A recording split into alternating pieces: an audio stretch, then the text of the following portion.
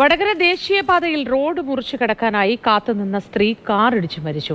മൂരാട് താനാട് 52 വയസ്സുകാരിയായ മോളിയാണ് മരിച്ചത്.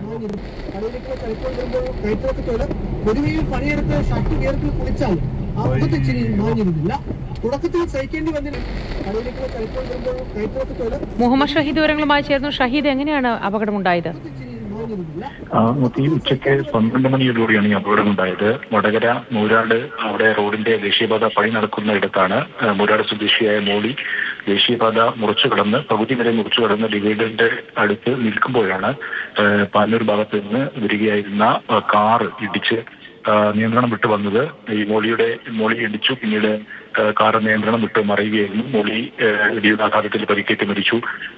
ഈ വാഹനത്തിലുണ്ടായിരുന്ന 3 പേർക്കും പരിക്കേറ്റിട്ടുണ്ട്. വാഹനം പകുതിയിലായി മറിഞ്ഞ അവസ്ഥയിലായിരുന്നു. കാർ വെട്ടിപ്പൊളിച്ചാണ് ഇവരെ പുറത്തെടുക്കുകയും ചെയ്തത്. ശരി.